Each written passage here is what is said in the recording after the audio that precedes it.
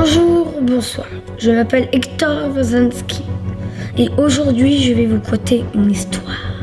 Enfin plutôt la suite d'une histoire, celle des Lumières du Bon Conseil. Souvenez-vous, dans l'épisode précédent, le jeune Nicolas faisait la découverte d'un papier tout à fait énigmatique. Tiens-toi près de la porte de vie. Quand 20h sonnera, la dernière lumière du jour de Derry, sa voix, tu entendras.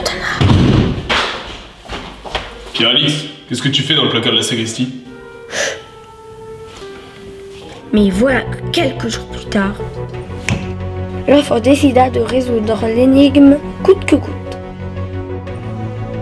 Les mots tournaient et retournaient dans sa tête comme une obsession.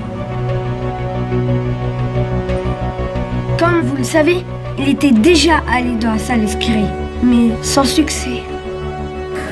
Des camarades de classe le surprirent en pleine cogitation métaphysique.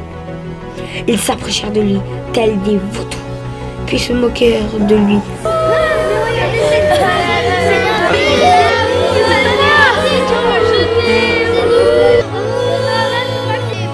Les moqueries pleuvaient, tels les plaies d'Égypte.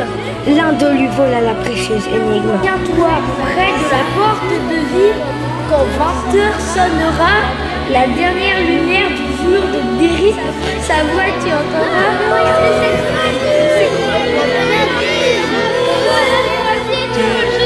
Mais soudain, grâce à l'acharnement de ces oiseaux moqueurs, à quelques formules de maths appliquées et une vague théorie sur la fission nucléaire, il trouva la solution. J'ai trouvé la solution! 2 jours plus tard, il raconta tout à Elvire et Artus pour qu'ils l'aident à accomplir cette mission. En effet, il fallait se retrouver à 20h pile dans la salle esquirée pour entendre la voix de l'abbé Derry et sauver le Bon Conseil. Mais il n'avait pas l'air d'être convaincu. Il leur montra alors l'énigme en leur expliquant que le sort du BC était entre leurs mains. Le sort du BC est entre nos mains! Artus riait doucement, mais soudain, son visage devint de plus en plus grave. Non, ce n'était pas une blague. Il passa l'énigme à Elvire. Elle comprit aussi. Il fallait sauver le BC.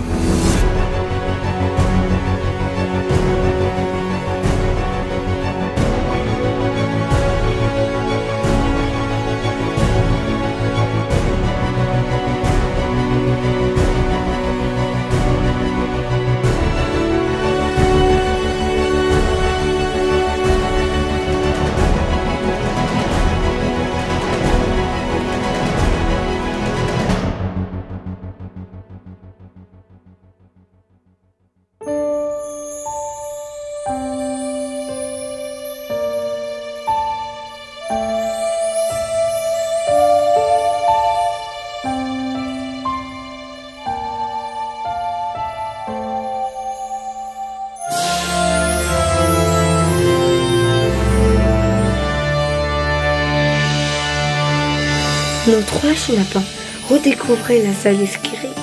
Elle n'était plus cette salle de classe qu'ils connaissaient si bien, mais ce temple contenant les vestiges d'une époque révolue, et pourtant encore bien présent dans les cœurs.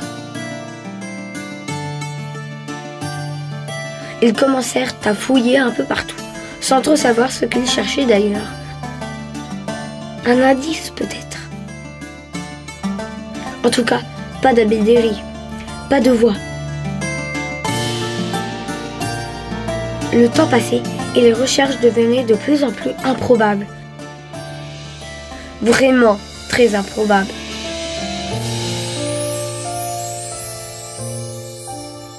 Au bout d'1 heure, dépités, ils battirent en retraite. Mais alors qu'ils se dirigeaient vers la porte de sortie... Les enfants. Ici. Les enfants. Là, derrière vous. Où? Les enfants. Là, à gauche. Ici. Derrière. La serrure. Oui, la serrure, voilà. Bon, les enfants, c'est l'abbé Derry qui vous parle. Bon, premièrement, merci d'avoir répondu à l'appel. Écoutez, je n'ai pas beaucoup de temps, j'irai droit au but. Les temps sont graves. Mon unique moyen de revenir au BC pour bénir les lieux et garder l'âme de cette maison était ma photo disposée dans le bureau du père de Mélo, d'accord? Bon, maintenant qu'il n'y est plus, impossible de revenir dans votre monde. Et pas question de laisser mon cher Bon Conseil sombrer dans la désolation. Votre seule chance de sauver le bon conseil est de venir me rejoindre dans l'année dans laquelle je me trouve en ce moment, en 1943. Il vous faudra affronter vos peurs, surmonter beaucoup d'obstacles et avoir une confiance entière en Dieu pour me retrouver, prendre ma photo et revenir dans votre monde. Ils arrivent. J'aurais voulu vous expliquer plus de choses, mais le temps passe. Si vous acceptez, vous serez automatiquement propulsé dans ma dimension, c'est-à-dire en 1943. Les enfants, est-ce que vous acceptez cette quête? Pourquoi vous regardez dans le trou d'une serrure?